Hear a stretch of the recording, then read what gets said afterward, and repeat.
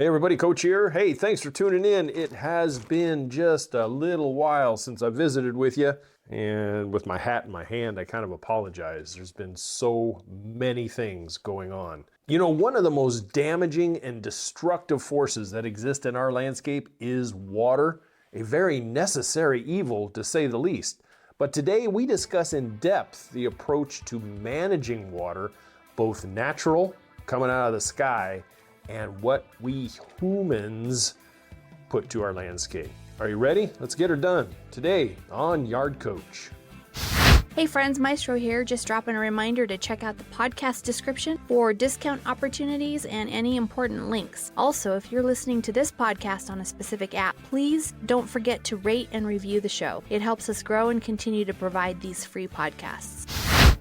Hey, welcome back. How's the crew doing? Wow, it has been a minute, huh? With all the many things that have been going on, I really do apologize for the podcast and videos kind of taking a hit.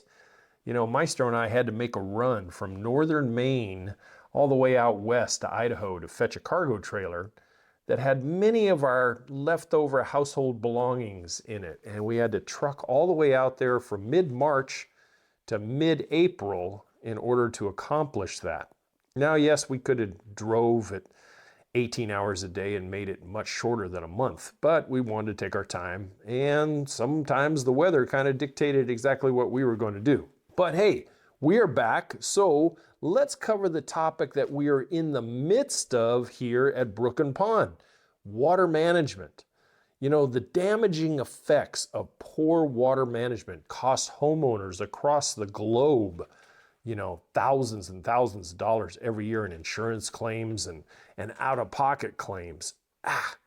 But it's so avoidable with a little bit of forethought and careful practices that are implemented after you're learning a bit, which is my whole goal here for you today, is maybe just sharpening your pencil or raising your level of awareness to a situation that maybe you've been ignoring a little bit. Hey, whether it's Mother Nature paying a wet visit day, or the owners themselves throwing water on a landscape, a few unavoidable precautions should be in place.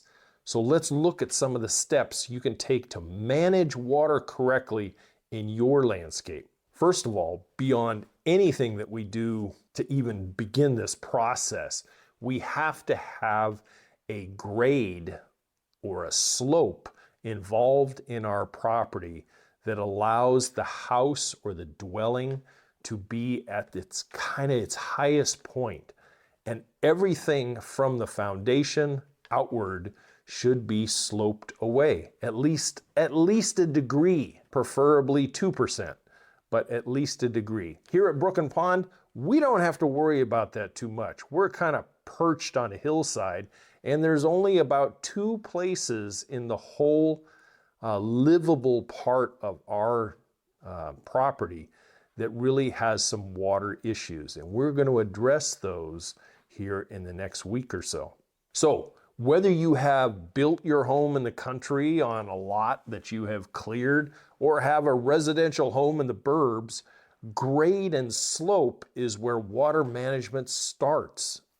That's ground zero. If you do not have that, all the other implementations that you can do are just going to be kind of an uphill battle for you. Some homes and landscapes have slope and grade, and others, well, they do not. At our last house at Weed Patch Ranch, it was a shining example of poor slope and grade practice when they put in the main house, which I learned the hard way within weeks of occupancy. We occupied it in the middle of January, and by the middle of February, we had some rain events that really painted a picture of what I was going to be doing in the weeks to come. We had ponding everywhere, front yard, backyard. And in one rain event, we had water all the way to the house skirt and even flowing underneath the house. So we had to take immediate steps in order to protect the dwelling. It was really a very prime example of very poor house placement And I take responsibility for that because when we looked at the place, it looked okay. We looked at it in the month of November and we occupied it in the month of January, and there was no rain or anything else, when we looked at it. And I didn't have a clue at the time of how low the house actually was. The previous owner had placed the main house probably a good, I would say, 8 inches into the lowest part of the whole property. And it collected water very, very quickly during rain events, really did. But after placing the house, he built a shop and a garage and placed it up high, which was a key indicator that maybe he found out the hard way as well and had to take some steps in order to protect the shop and the all-important garage. Meanwhile, the house, grading and creating slope can be challenging in some locations. I get that, I really do. Oftentimes you should create your slope by importing a large amount of soils and gravels and compaction and raise the home foundation area up a bit to whatever grade and slope is natural, that can be created naturally, and get water many, many feet away from the dwelling itself. This was not done where I was at, and I had to put drainage measures into place very fast. And trenching in the mud and other things, that was not fun. But I had to get it in and I had to get it done. Otherwise, we were going to have support pilings and foundation and other things in the threat category, shall we say. So what I did was I trenched out perforated drain lines and graveled it and burritoed it, and then took another step, which I'll cover here in just a second. So grade and slope, number one step as far as water defense. And this is what we're talking about as far as water coming out of the sky, which is what is happening right now outside here at Brook and Pond. So let's go on to step number 2. Step number 2 is something that we just had to pay some money for and get it on the garage and on the house itself, because it did not have it when we bought it, and that's gutters. That simple invention that they made decades and decades ago that really starts the process of water management at a building itself. And what we had learned since we occupied since last October, especially during the wintertime when we had snow and we had snow melt, is the water would just drip right off the roof and right to the foundation, both of the garage and the house. There it would collect, freeze, and literally the ice would start to grow up out of the ground. And so now, with the placement of these new gutter systems, during rain events, not a problem. We can get the water off the roof, into the gutters, to the downspouts, and to another stage of water management, which I'm going to cover next. But the way it was is water and snowmelt would just be dropping right at the eaves, and I only had 24-inch overhangs. So the water would drop virtually right at the front door and the slider, and it became problematic as far as splashing up onto the windows, or at least the slider door, and certainly the siding, which started to get, soiled and other stuff. Thankfully, we have metal siding, so it doesn't do anything except discolor it. But if you had cedar siding, wood siding, stucco, or anything like that, it can really cause a problem as far as long-term degradation and causing a problem with water absorption into the wall, into the foundation, into the structure, the support pieces, the mud sill, etc. So the gutters really do a wonderful job of capturing that and sending it to where it should go. Now, am I saying that gutters all are the cure-all of all natural events that can come out of the sky? No, I am not. There are rain events that have happened around the globe that just overwhelm a gutter system. Just jump right over the edge because there's so much coming off the roof. It just can't handle it. No matter how big your gutters are. You could have 6-inch gutters and it could still overwhelm it. For us, we had the standard 5-inch gutters. And for 95% of the time, I think we will be fine. Even in winter when we have a snow load up on the roof, I can remove a lot of that load and the gutters aren't going to be affected. And we'll probably have some type of measure put in place this winter so that the snow load can be managed much better. A snow guard or something like that will be put up there. But now gutters do their job and will be connected to our next line of defense in a drainage system. And that drainage system starts at the downspouts. Drainage systems like here at Brook and Pond, we've purchased 4-inch corrugated drain lines for the house and the immediate surroundings. You know, I'm going to connect the solid corrugated lines to the downspouts and run them away from the house. Some of them will be going to a perforated main drain line that's going to manage runoff in the back part of our immediate property. And then some of them are going to run away from the house and out to the front lawn towards the pond, and they'll terminate at an elbow with a pop-up emitter. I don't have to worry about grade and slope here. That is not an issue. I have more slope than I probably need. But as far as the perforated area, the back driveway area, that is the flattest part of what we have as far as our homestead here. So during the snow melt and the mud season that we had in April and just a few weeks ago, it is important to capture that water so it doesn't soften up the ground so much. You can't even hardly drive a lawn tractor back there. It gets too muddy. So to either end, heading it southwest and northeast, I'm going to run the long perforated line all the way to where it can capture the water and move it out towards the lawn area and also out back towards the property line and down to the small second creek. And like I mentioned earlier today, in fact, we have a rain event. It's not a big rain event. It's a light rain.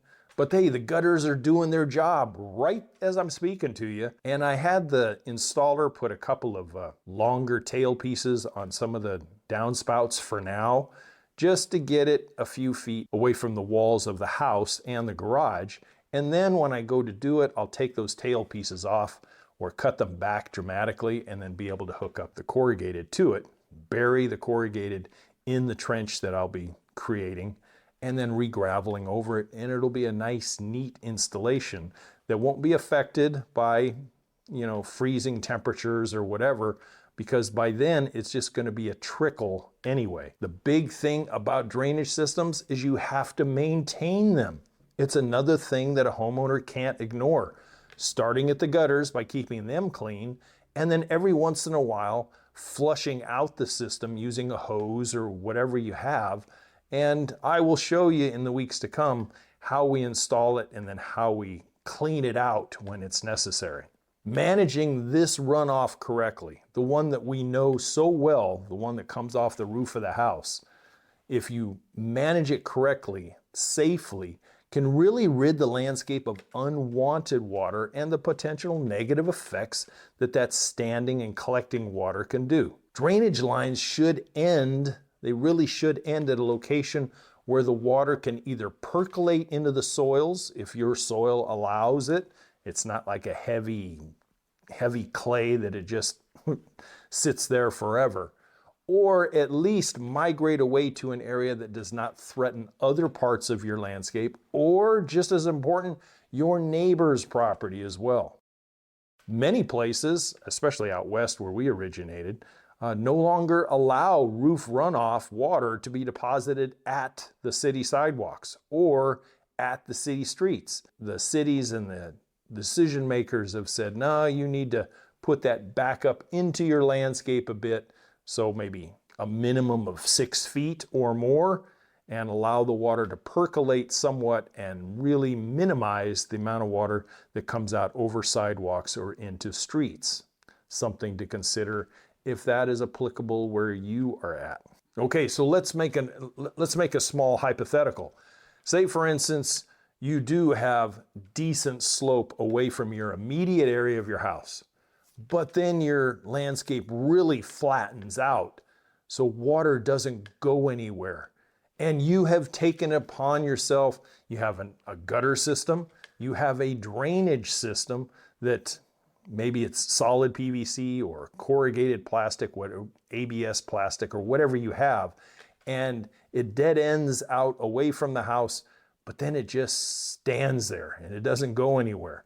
And you basically have pushed a problem away from the house, which was a good thing, but now you have it 20, 30 feet away and you have this small collection of ponding water. Our next step that you can employ is by consolidating your drain lines into a particular sump basin. They sell them at landscape supply stores, they sell them at sewer supply places. I've seen them on Amazon, I've seen them at landscape supply stores. Even the box stores have a kind of a cheaper version of them, but they still work. They're made out of concrete, they're made out of thick or thin ABS plastic. And these sump basins can receive flows from your 3-inch, your 4-inch drain lines that are coming from your landscape, from your French drains, from your house flow, whatever you might have, and it collects in this basin. And then you go get yourself a sump pump, much like the ones that are placed in basements, only a slight difference. And they usually have like a 2-inch discharge on them. And you capture the water at this basin and then pump it mechanically to where it needs to go, where it's safe to release that water. And I'll tell you what, I had 2 of these at Weed Patch Ranch. And let me tell you, they were a game changer. They really were. They took the problems that we had at Weed Patch Ranch and basically nixed it. Just cut the head off the snake right there. We had a French drain that ran down the problem side of the property where we were receiving water from the whole neighborhood that migrated down, captured that, put it into the basin, and then pumped it. And we pumped it like, good Lord, it's 300 and some odd feet to either a dry creek bed that I had, one of them, or to the public culvert that was out at the road. And it was fantastic. The only thing you have to remember about sump pumps is that they're relying on electricity, obviously, to run. So if you have a very reliable electrical grid, and even during storm events, you rarely ever lose power, perfect. But if you are prone to power outages during storms, it's always a good idea to have some form of backup power if you're in a rural setting or a remote setting, to be able to manage that water once the power goes off. Otherwise, all you have is all your drainage going to one basin that's just going to overflow and flood. So make sure that you have a little bit of backup power so that you can use it in those events when you're really going to need it. So let's review real quick before we move on to the next segment. And that is, we've started off with grade and slope of the property itself, in and around where the dwelling and the buildings are going to be. Then we've gone to the roof line and we've captured water and stuff from the roof line, delivered it through gutters and downspouts and into a drainage system. Now that drainage system can get as fancy as you need or want. It can go deliver water far, far and away. It can also capture water in problem areas or at the bases of hills and other stuff where you can, if you have like my very first house in Hayward, California. I mean, my gosh, I was towards the bottom of a very large hill and lots of properties.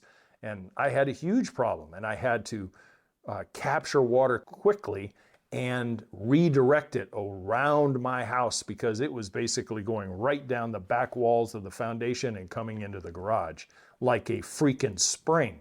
And so we had to take necessary precautions there and capture that water quickly and reroute it so we didn't have any foundation problems. So your drainage system can do that out there as well with catch basins and French drains and other things. So study up on that stuff if that's applicable to you. Now, what about natural water features? Here at Brook and Pond, we have 2 creeks and a pond. We do not have any known springs on the property. We have not seen anything like that. But we are blessed to have these. We really, really enjoy the sights and the sounds of running water, and the pond, which has attracted frogs and ducks, etc. But with that comes the additional care and responsibility that goes along with natural water features and being in a place where water naturally collects and flows. The natural beauty and sound come with a cost during heavy rain events, which we have been the victim of just since being here. And we're talking a rain event of a large category. The tail ends of a tropical storm that came through in October turned our babbling brooks and our pond into raging torrents that you could hear inside the house. And going out and seeing what we saw was very unnerving. Even though it doesn't threaten the dwelling, it would certainly threaten the driveway that allows us to come and go on the property. And I have learned from a local contractor who has replaced this driveway of ours on 2 separate occasions when we've had unnatural rain events that have just overrun the 4-foot culvert and have just flooded out the driveway and just taken the driveway out. So with that, if you have places that have natural springs, creeks, ponds, etc., and you do have that additional responsibility of managing your landscape, managing the property you own, you might want to study up just a little bit on it. Look for signs and symptoms of things that have happened in the past and what condition your brook and your pond is. If you have a pond, is it a natural pond or is it a man-made dammed up creek like what we have? Such torrents can be very, very scary if you've ever seen them. And we've been scared twice since we've been here. So what have I done so far? In this past week, I started some creek protection and restoration by studying up, right on YouTube University, and reading about it. I started implementing some things on the main brook in the form of a few check dams and also getting some rock and reinforcing the area upstream from our driveway. And we're going to continue that reinforcing over the course of the next couple of days. It really is starting to look good down there now. It was very eroded with lots of roots showing and stuff. And if we had a big rain event again, I could see where the driveway could get threatened. I really do. So I think with the truckload of rock that I brought in yesterday, I think we're starting the process of protection. And then some manual manipulation of some of the rocks that are existing there. I've kind of started the process. And then looking upstream from the driveway, I could see where there was a lot of winter blowdown and it was just a mess. So getting out there with a chainsaw and starting to clear the creek area of all the down timber, then repurposing a lot of the timber itself into making and settling some of the bigger timbers into the creek bed and providing a couple of check dams to slow the speed and the volume of that water if and when these events happen again. Do I think they're foolproof? No, it's the first time I've ever done it. I may end up with a rain event that washes it all out and creates even a bigger problem. But I don't think so. I think I've kind of placed them in a place that they would stand up to 90% of anything that's going to come down through these brooks. I really do. Then also the banks, the banks of the creek, especially on the house side of the creek, has really eroded terribly. I mean, it's like a 6-foot drop off. And although I don't have the equipment to go in and create a floodplain or anything like that, I did use some of the timber and the wood and other stuff that was down in the area and basically reinforced these banks so that during a rain event now, the water just won't hit the soil and just wash everything away. It will be diverted quite a bit. Using smaller branches, bigger timbers, and interlacing it and stacking it up against the wall of the creek bed, I really hope is going to pay benefits in the future. And the riprap that I got for down near the culvert, it was free. Facebook Marketplace. Who thought? Somebody in a nearby town was getting rid of a lot of rock there because they're expanding their driveway. Thank you, Brian. And the rock, they were just giving it away. So we happened to be one of the first down there and got a huge truckload yesterday. And I started the process of stacking and reinforcing it, which you will see in the video this week. And probably tomorrow we're going to get another load and continue the process. And if there's enough, probably a third load. And what's really neat is it kind of beautified the area a little bit too.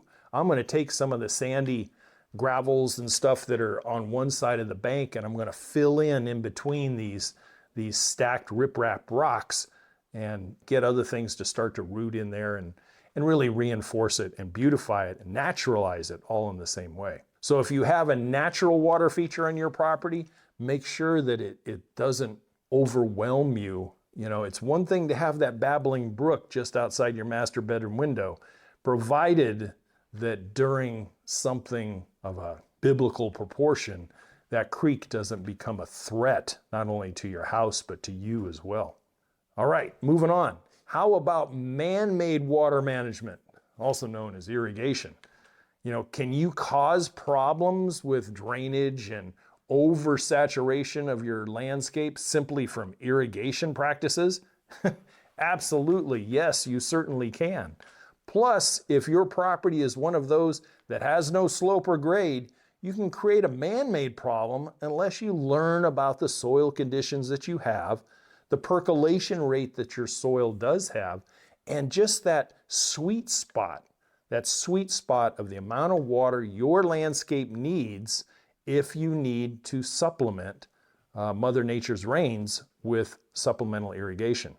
You know, out west where we originated, the days of watering the lawn for hours on end should be a thing in the past out there. Not only in many cases is it illegal, and they have them dialed down to odd days, even days, what side of the street you're on is the day that you can water. I mean, it's kind of crazy, but it's all in the eyes of water conservation. And if you look at it through that way, if you really need water police to police people, I guess you still do, but they're out there. Yeah, water patrols. Anyway, the days of watering to the point where it's running off your lawn and then down onto the sidewalk or down the driveway or into the street, yeah, that's gonna cost you. And many people will snitch you off out west in the Central Valley of California. Yeah, neighbors will snitch off neighbors, plain and simple. But you can mitigate a lot of this by, number one, knowledge, and then number two, correct installation practices of irrigation systems that just put water where it needs to go. Devices that are adjusted correctly, that have the proper amount of throw onto your turf areas if that's what you're watering. I also think in this day and age, you're probably going to see mandatory drip irrigation devices for planting beds and trees and vegetable gardens, etc. Highly encouraged out there in the state of California. You can see that the days of huge water runoff, like when I grew up as a kid, I mean, people would turn the sprinkler on at 8 o'clock, go to work and turn it off when they came home. But water wasn't quite as expensive back then, and the conservation practices weren't in place. It was like, hey, there's plenty of water, we just use it and never lose it. Nowadays, if you've seen low water levels in reservoirs out west, it's a real thing. It really is. So using landscape water correctly, the stuff that you pay for that comes from your municipality, is a big responsibility. And if you use it correctly, you're not going to have runoff and ponding and that kind of stuff. You won't. And I invite you to do that even if you're on a well system, which is what we're on here. And although we will be considering drip irrigation for some parts of the yard here, should we get into a dry spell, which we have been in lately, one of the drier springs on record right now, even though the heavens have opened up on us right now, it's been dry. I mean, they're planting the fields around us right now, and it's like a dust bowl. So I'm sure the farmers in our area are welcoming this light rain that we have right now, provided that they get their crop in.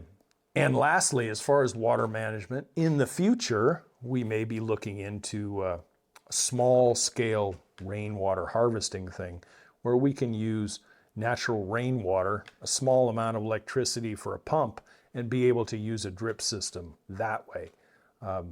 We're still kind of on the fence about that one. We're gonna have to see what this whole first year is as far as how much water actually comes out of the sky for us and whether we need it or not. But it is a good use of the water that comes out of the sky, and you just don't shove it into a drainage system and let it go out in the forest. So, in looking back, let's review really quick. We start with grade and slope, a way to manage the water correctly and way to place a dwelling so that it's not threatened. Second, we do gutter systems off the house. We do drainage systems at the bottom of our gutter systems.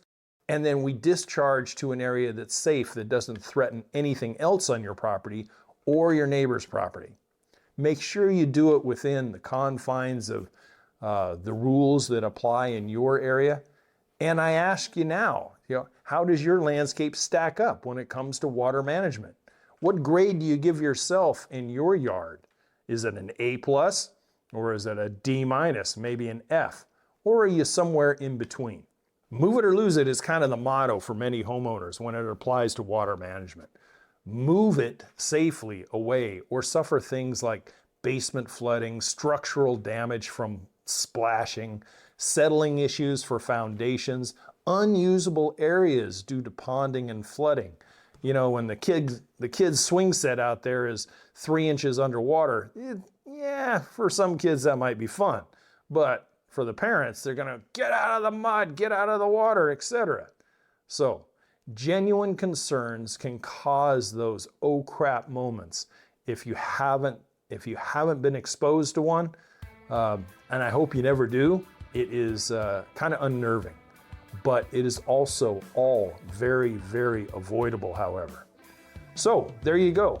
If you have some questions about a system that you may be wanting to put in for yourself or a problem that you have at your property, hey, feel free to reach out. youryardcoach@gmail.com. I answered a couple this morning, and I'll answer as many as I can as long as time allows. And as always, to your landscape success, I will talk to you guys next week. Thanks for tuning in, and goodbye for now.